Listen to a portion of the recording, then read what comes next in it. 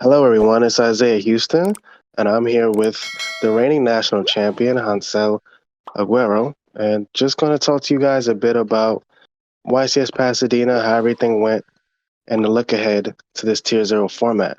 So, how are you doing tonight? I'm good. How are you? I'm great. I'm great.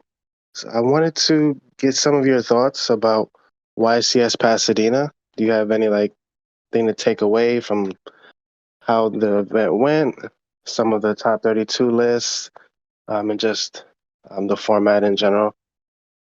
I mean, everything went well. Uh, I tip I typically don't play like combo decks, but I went in with Tier Ishizu. I mean, I don't really even consider it a combo deck. Um, but um, it was the right choice because it's what dominated top 32. Yeah, I mean, I the exact list I played topped. Unfortunately, the only other person that was playing the exact list, I had to play him on the bubble the last round, and since he made the deck, I gave him the win. But yeah, so that How was noble of you. my tournament experience. Yeah, but yeah. So that top 32 list, it'll be in the comment section below, so people can take a look at it. Um, I know you worked quite a bit on it, but yeah, I thought the event was overall the event was expected for Shizu to win. Anything that caught your eyes? I know you guys were playing a few spicy techs, but was anything that came out of the ordinary that people were playing? Did you see a little more rogue than you thought? Uh, I played oddly enough, I played a lot of non-tier decks, and my deck was built to play against tier. So it was I just had to actually play Yu-Gi-Oh instead of you know typically when I play a deck and I make it geared towards playing, even if it's a tiered zero deck, I unfortunately I just don't get to play against those decks. And then it forces me to have to kind of play the deck without the advantage. But luckily the tier and Ishizu cards are just so powerful that if you aren't playing tier Ishizu, it's a more of a uphill battle for that other deck, and it's a downhill battle for me. Definitely makes sense. I noticed in my testing, I tried Sprite for a little bit. We even talked about it a bit, but it just felt like it was so tough. It's going second that I really didn't have an advantage. A lot of times going first, if I drew fine, even playing some of those rogue decks, you could win, but you just can't expect to go into a tournament and think you're going to be lucky for 11, 12 rounds, right? Yeah, I mean, I lost majority of my Dyros, but because I played Mystic Mine, um, it balanced out. Like Mystic Yeah, Mine is, yeah, a very good gold second card. yeah. We'll probably get more into mine later, but I wanted to ask you, what do you think is a more problematic card right now? I hear a lot of people saying, "Oh, Dweller should be banned." Obviously, last ban list we had, the most recent one, people Yeah, thought maybe Dimension Shifter should have went to some number less than three. yeah. Do you see those cards as overall fine? Anyone being more problematic than the other? What are your thoughts about Uh, those? um, so should well, I guess I'll start with Dweller. Dweller, Dweller is very powerful. It doesn't. There's very few cards that kind of handle it. We can go down the list like Gamma, Droplet, Chalice, stuff like that. But like typically, especially in the decks that are being played now, they typically have like a counter trap, kind of seal the deal. Um, and two level 4 monsters aren't hard, are very easily accessible. So it's pretty easy to make a dweller. in comparison to Shifter. I feel like Shifter you have to draw it in your first 5 for it to be live. And Shifter you it without Shifter in the format, a lot of the decks that aren't tier Shizu would not have a chance. So as I mean, I lost a Shifter in the YCS, so like I lost a Shifter multiple times. Actually, in the past couple YCSs, I lost to Flunderies multiple times because of Shifter. But I still don't think that like as much as I thought it was unfair, just I know that those kind of decks would not even be viable without it. It's like their one edge card that they have. Dweller in the other case, it's Dweller. I can see Dweller getting hit before Shifter gets hit because an extra deck extra deck floodgate is crazier than a floodgate you have to draw. At the end of the day, that's just what it comes down to. It's Dweller is just more impactful of easily accessible. That's the reason why it's more impactful. Not that its effect is more impactful than Shift. Yeah, yeah, that's some great insight. It definitely makes sense. I think the only thing that's coming to top of mind is we have another rank 4 on the ban list, Shockmaster, that is similar, like you said, easily accessible through the extra deck, being a lingering effect similar to Dweller and Shifter, but you're not relying on drawing it. I don't. Yeah. I personally don't have like the want for Dweller to get banned, but it's definitely insane. Like those cards, Dweller and Shifter, have so little counterplay. And then obviously with Tears having a searchable counter trap, I think is insane. I think any deck in general that has a searchable counter trap is probably going to be tier 1 at some point in time. Yeah. Um, But being yeah, able to set it up is there's more setup to Dweller. Then there's not really a setup to Shifter outside of like I guess like Mega Monarching your graveyard or something like something weird, funky like that. But like outside of that, you're really not gonna get to a point where you're gonna reactivate Shifter. Like you put yourself in a position where you have to take um advantage of the game state after you Shifter. Like when I was playing Shifter and Sprite, I would make it a thing where like I know if I draw Shifter going first, I have a game plan. If I draw it going second, I have a game plan because although it is a like quote unquote auto win button, you just need to be able to capitalize on it because if you don't, then you actually lose or have a higher chance of losing. yeah, no, that makes sense. When I first played Sprite and I theorized like Shifter, you know, one of the reasons why I didn't play it at first is because I felt like going first. If I shifted them, then that's amazing. Because I'd play a turn, I'd be able to make a better board than they could make going second. But on the flip side, if they went first, then they can pass. If I can't really kill them, then they're gonna basically play for free, or I make a suboptimal board, and they can play for free without shifter. So when people started to last format tech in the gamma burst in the side as well, that's when shifter became really good for Sprite because now you have a game plan to actually go for lethal under shifter. So that's really interesting. But those are really the only two cards I would say is crazy this format right now. Just from a floodgate perspective. But going into future events, what would you say is like tips for the mirror match? Um, well, 'Cause you don't get a lot of those. yeah, I mean, I guess I'll just do Tier Shizu because like every mirror match has a choke point, and I feel like the first thing you should do is recognize what your choke point is. And uh, now there's a lot that goes into the mirror match because once you realize what your choke point is, your job as a duelist is to now figure out is there a way that you can better your deck your by helping that choke point. Like, if they were to activate a card, like you look at all the high impact cards of the format, like, Super Poly, Triple Tactic Talents, like all those kind of like, non-engine cards that are impactful. You take a look at all of those and, make sure that it doesn't hurt your choke point, or and if it does, you have a game plan for it.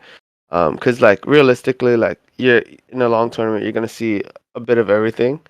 Um, and that's like I guess like the first tip of playing a mirror match. Then after that, specifically for tier Shizu, you should be cautious on how you stack your chain links because of halveness. So you don't want like Rhino Heart or something to be chain link. I mean the last on the chain, so the halveness can activate.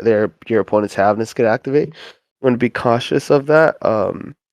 So chain blocking is a big thing.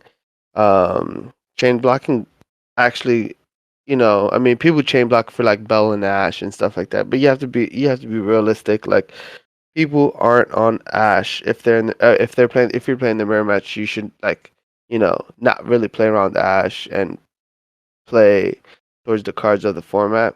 And like yes, you might get caught with a random Ash, but like those are variants, so it's like you kind of have to you have to take it you're gambling at the end of the day because when you're playing around the card you don't it's not 100% they have it or they don't so you just take the number that's bigger and the number that's bigger is that people aren't playing Ash. There's more people in the tier Shizu decks that aren't playing Ash, whatever. And then let me see, I don't know, be cautious on how you activate your Ishizu cards because they activate from the field and grave. Um, so and you don't necessarily have to activate the effect to shuffle back. If your opponent's trying to shuffle back all your shuffle back guys. So like because that's kind of a way to like force you to activate it in some cases. So that way, if I start to mill you, if we both start to mill, I know you already activated both your shuffle back guys, or I know you activated one out of the two. So now I'm more free because like I can put you on not milling one out of the first five, and if you don't, you kind of are blown out the game. Uh, that there's like also a lot of small like technical play things that you can do. I played against a lot of Mystic Mine. Actually, funny enough, today I got mine 3 times in the game one, and I played through all 3 mines with my deck with just Tier Shizu, and I was able to play through it all, and actually end up mining him back for the game. Um, but I feel like as long as you're conscious of how the game state is, um, you'll be good. You know probably like 95% of their deck, 85% of their deck. You should just play for what's known, and if you do that, you should be good in the mirror match. No, that was great. I gave a 101 on Tirishizu's on the channel, one of the perfect game series that I made. I might do another one with some more complex interactions. Like you had mentioned, there's so many interactions, so many things that can pop up that I'm still seeing as I continue to test and as the format develops. But I think that's one of the things why people like this.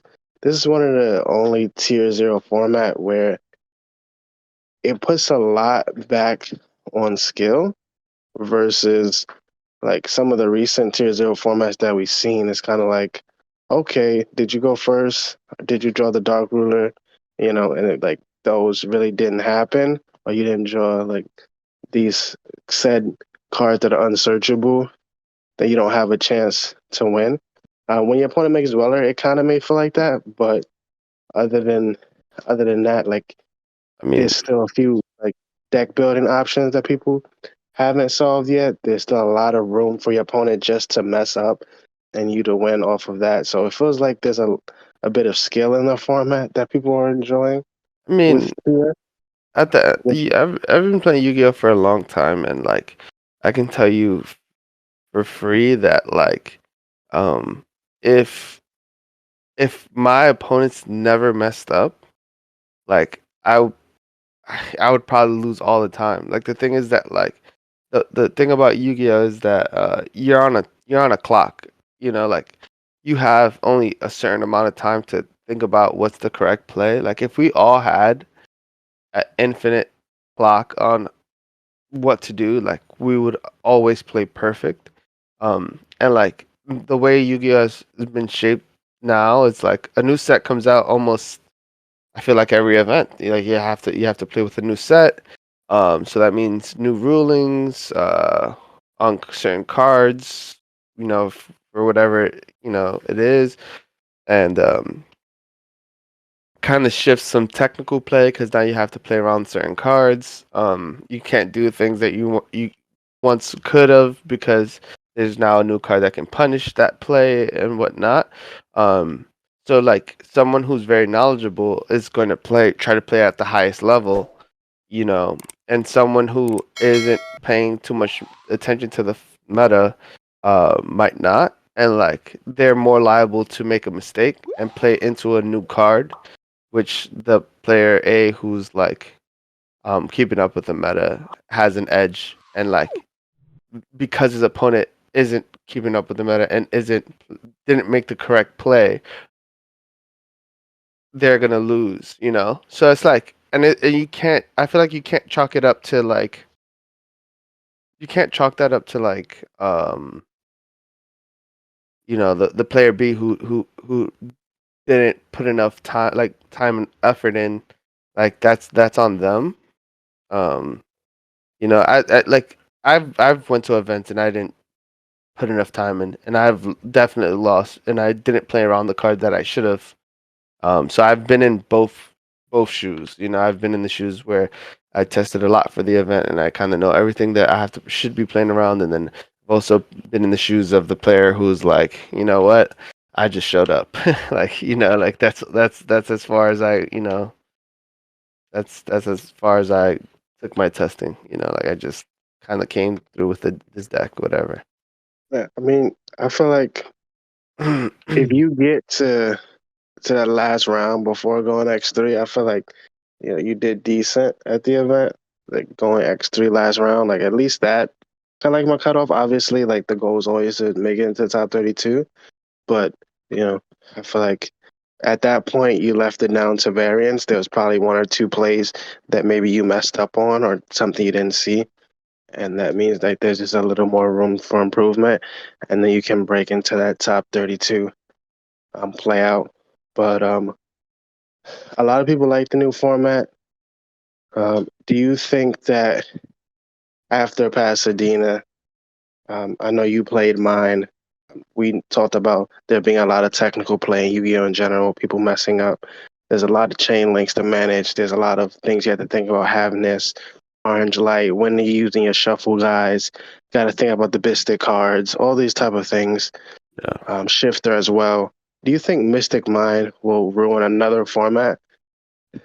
So honestly, so I played mine this weekend, and it was by far the best card in my deck.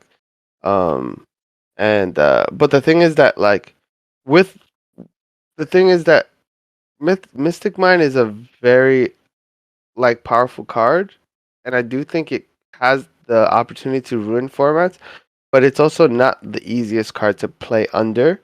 So it's like if people were to try to play around my mind, I know how to play under my mind, so I can force these game states where it's kind of weird, um, and like you won't have the answer off rip. Like it's not gonna be like black and white. Like you're gonna have to sit there and try to think about it.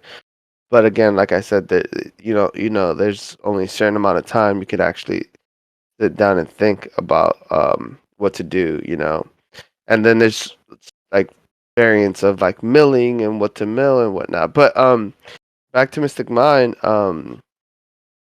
I think it is going to be a presence like in Germany. Like Mystic Mine is going to be a lot bigger than it was at this event. For some reason, like every other event, like people just completely forget mine is a card and like are very oblivious. Like this event in Pasa, like for example, the winning deck did not have an out to Mystic Mine, um, which is scary, because simply can get decked out. Um, and then like there was like a couple mines in Top Cut. I know Couch was playing mine, and his boy was also playing mine.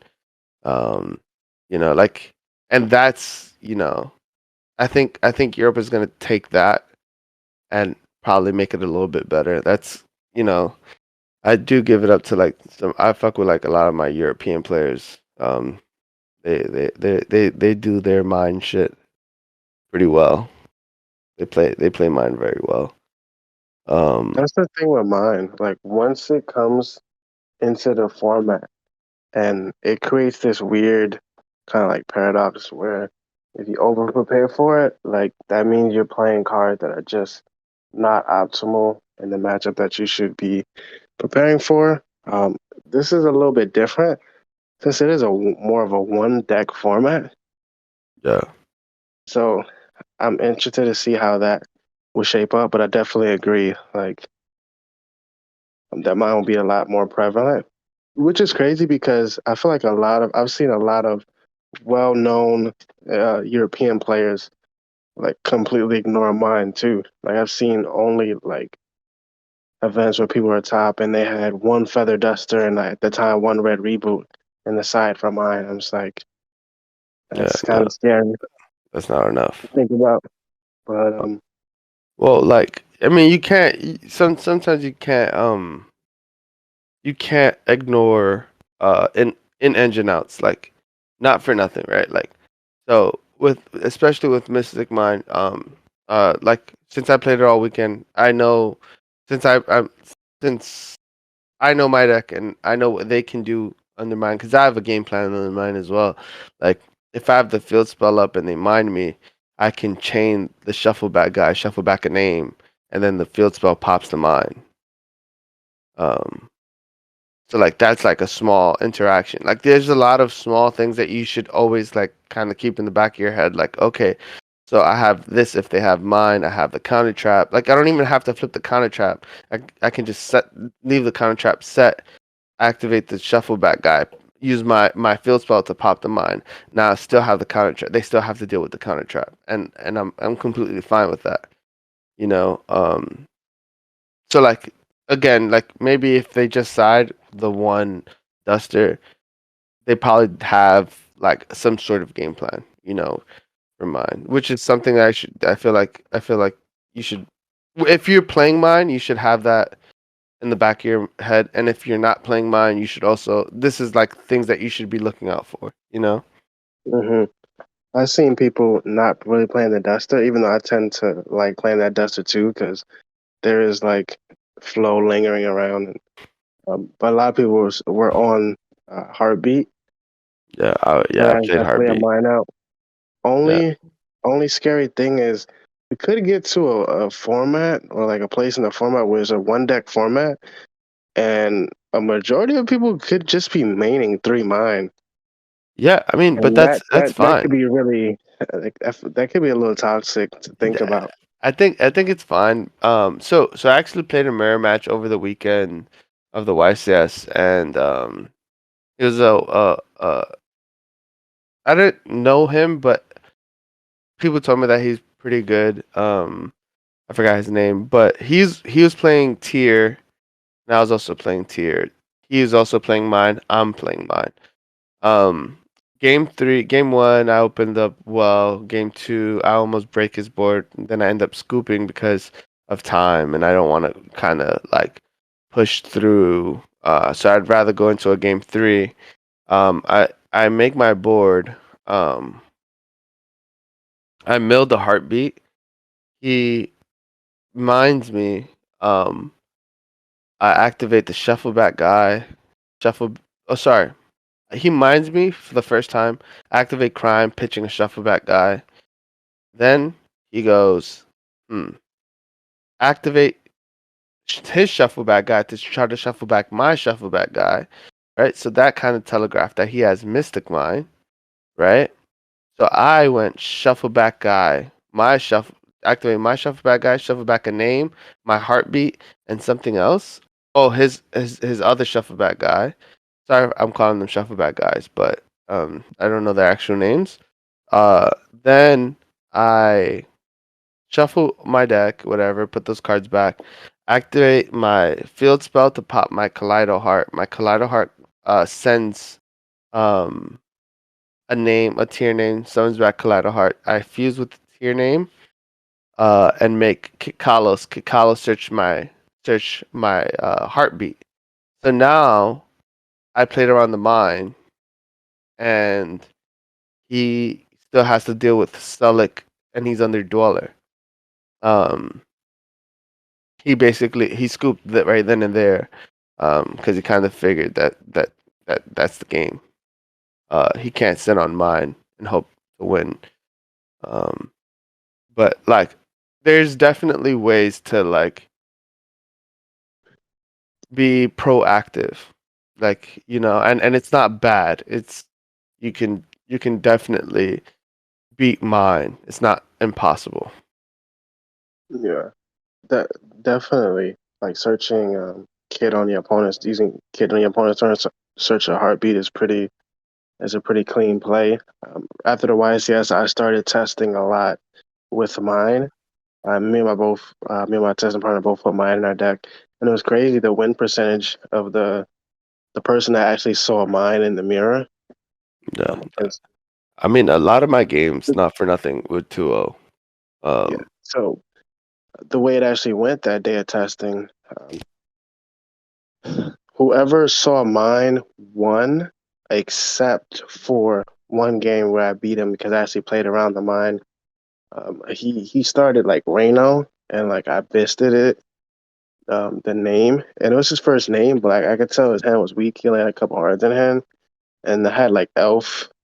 Um, yeah, I had Elf, like the Bisted. I had the Kalito. I think another monster. But the way I played around it is because like I had everything but the Elf in defense. So he played the mine, but he can't like get rid of his own Rain of Heart that he already committed to it by summoning the Rain of Heart. So on my turn, I just made uh, a card that I play that a lot of people aren't playing is the Underworld Goddess. So I made that, and I didn't link with his monster. I linked with my own all my monsters, and then yeah, his mind died, and he's got like one card. And he has to beat a goddess, and I have like two cards in hand, like Havness, and so like at that point he just can't win the game because goddess is gonna negate a name, and you're gonna have to deal with it. And I have two other cards, so it's definitely ways you can play around it, and it's interesting to see.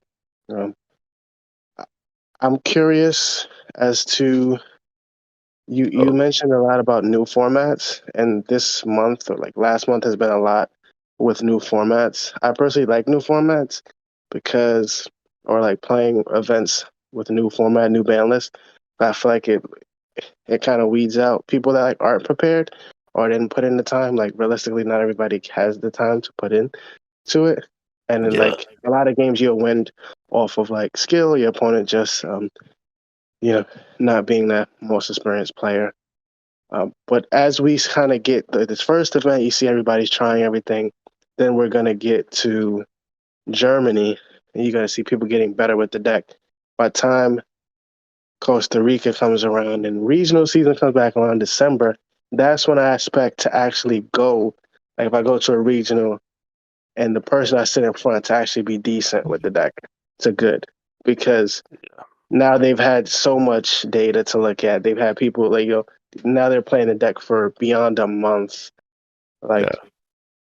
Like, would you kind of like agree with that? Like, what are your thoughts of like preparing for events as people trying to like from the start of the format to people actually get an optimal build? Because I don't like top 32 had about six different um, versions of the same deck.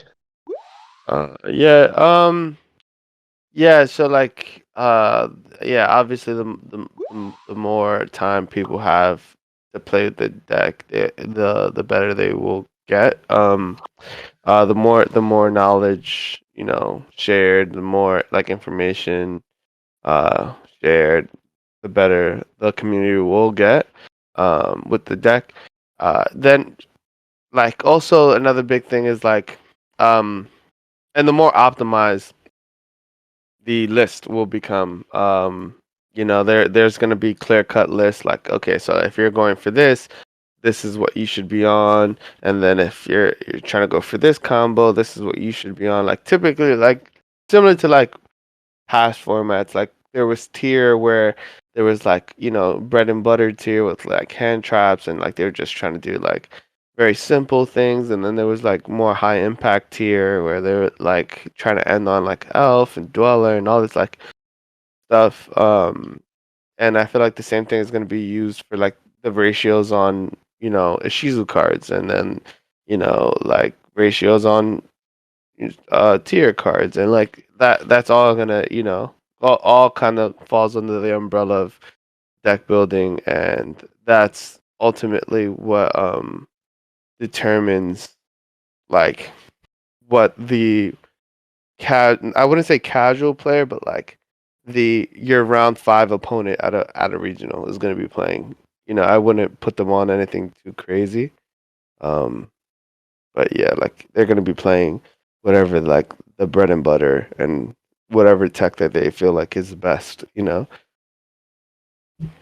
I'm interested to see. There's a lot floating around. Um, you hear people love with talents, people playing orange light, people against the Shizus at a high number.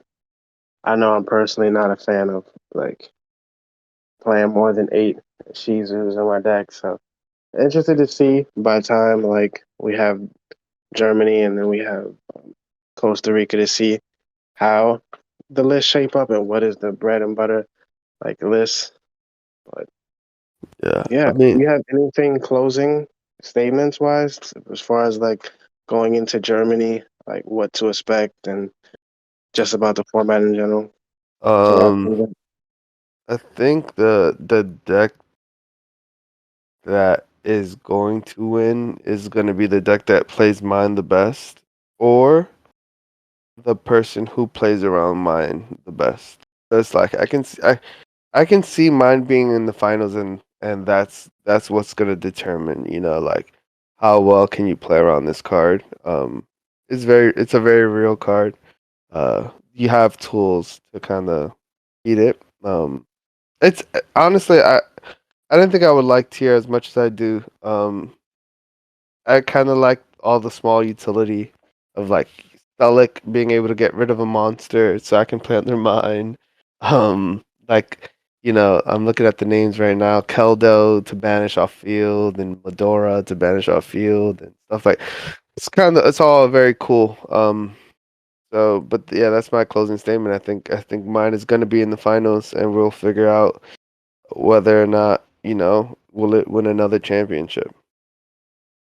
Yeah, no, that makes sense. I kind of been saying like, hey, OCG got Max C, we got Mystic Mind, so just got to deal with it. I don't know if they'll ever touch it, but No, I I'm think personally okay it's with it's it.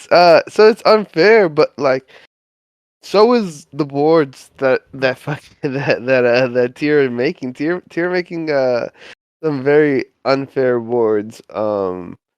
And like you said, we have mine, they have Maxi. It's funny because like a lot of high level players are saying the same thing. Like I told them that I was playing mine over the weekend, and they were like, "Yeah, man, OCG has Maxi. You gotta play the equivalent. Like give yourself a shot to go second.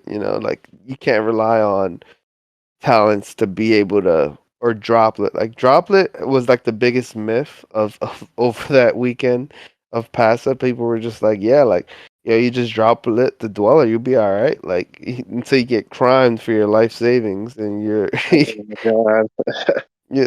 you get So it's like mine was just the best way. You get floodgated, you floodgate them back, and that's that. All right. All Thanks right. for thanks for Thanks. sharing, and stand your ground. Stand your ground.